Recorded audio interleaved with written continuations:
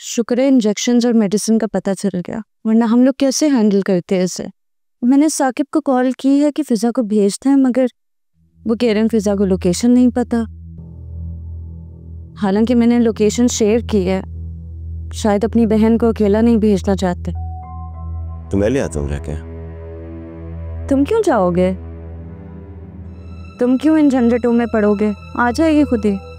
इतनी देर नहीं लगेगी, मैं जाकर उसको बस फौरन ले आऊंगा। चलो फिर साथ चलते हैं। तुम क्यों जा रही हो? मैं भी साथ जाऊंगी। हाँ, लेकिन यहाँ पे फिर कौन रहेगा? ये तो 2-3 घंटे तक नहीं उठेगी। रानी 2-3 घंटे की खैर है, लेकिन किसी को तो घर पे होना चाहिए ना। साकिब को पता चलेगा, वो क्या बोलेगा कि दोनों चले गए। जल्दी आना फिर तुम। मैं आता हूँ।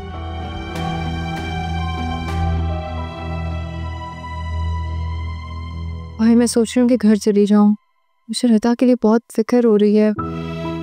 कितनी मोहब्बत करती है वो अरम भाई से, पता नहीं क्या हालत होगी उसकी। फिजा तुम परेशान मत हो, वो ठीक हो जाएगी प्लीज।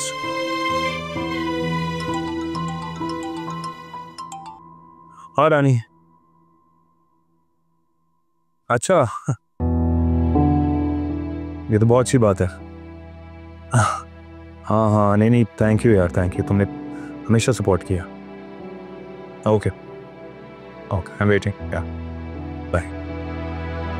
रानी का फोन था, कह रही थी रिदा की तबीयत ठीक है, वो सो रही है। और कह रही थी कि तुम अकेले वापस कैसे आओगी, इसलिए ज़ारून को भेज रही है तुम्हें पिक करना।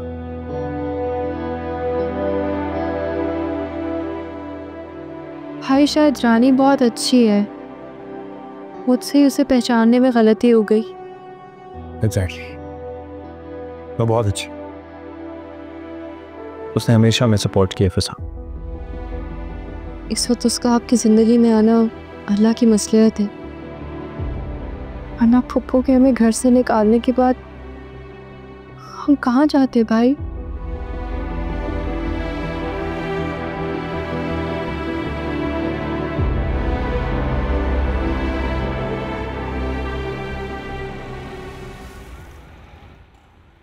मैं सोच भी नहीं सकता था कि यार हम और शहनाज आन पे इतना घटिया इल्जाम लगाएंगे, वो भी अपनों पे।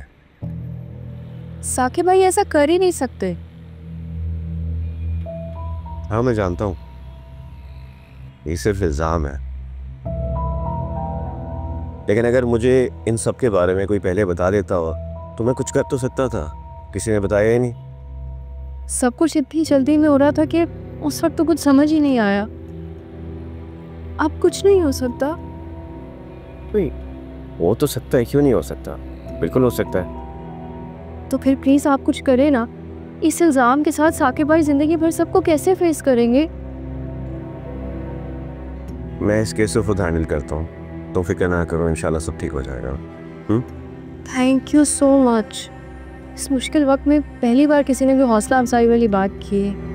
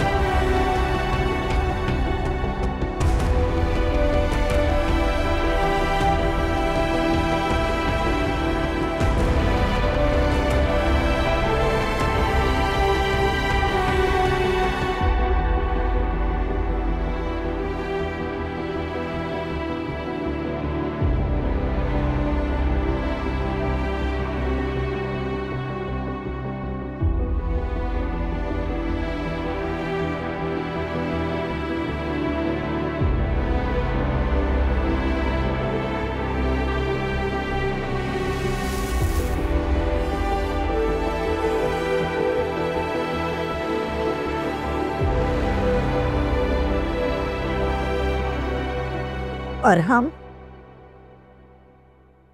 क्या हो गया भाई? मजनू ही बन गए हो तुम तो। ऐसी कौन सी कयामत आ गई है? हद हो गई है, संभालो अपने आप को। आपने रिद्दा को घर से बाहर क्यों निकाला? क्यों निकाला? क्या कसूर था उसका? उसका कसूर ये था कि वो अपने चोर भाई की हिमायत कर रही थी। साकिब चोर नहीं था मामा, नहीं था वो चोर। फिर वही बात, कुछ दिन गुजर जाने दो, खुद ही पता चल जाएगा कि मैं सच कह रही थी या झूठ। बहुत गलत किया है, बहुत गलत किया मामा आपने उनके साथ। आपको अंदाजा है कहाँ जाएंगे वो लोग?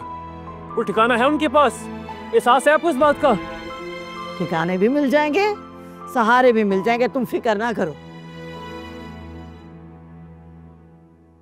और बहुत जल्द मैं तुम्हारी शादी किसी अच्छी, समझदार, खूबसूरत और अक्लमंद लड़की से कर दूंगी, जो तुम्हें जिंदगी में बहुत सारी खुशियां देगी और उस रिदा की मोहब्बत को हमेशा हमेशा के लिए भुला देगी। इस खाम ख्याली से बाहर निकल आए आप।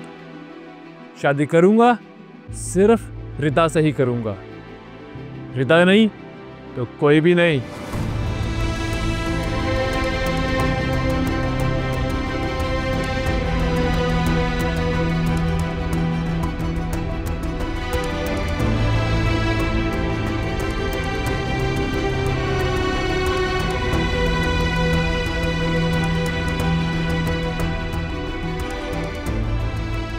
मैं तो आपको बस एक नज़र देखने के लिए आया था।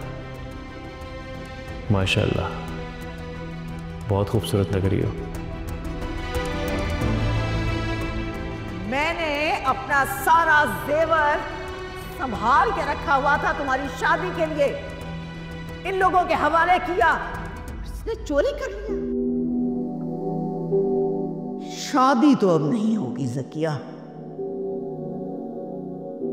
तुम्हें क्या लगता है कि तुम जेवरात चोरी कर लोगे और उसके बावजूद मैं रिदा और अहम की शादी कर दूंगी?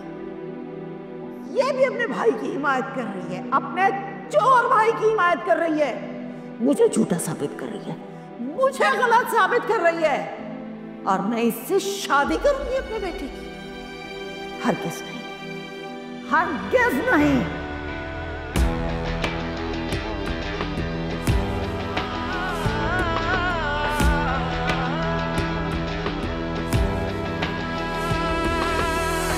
बिखरे हुए क्यों है चार सू यूं खुद गर्जियों के सिलसिले, किस्मत ने खेले ये खेल कैसे आए दिलों में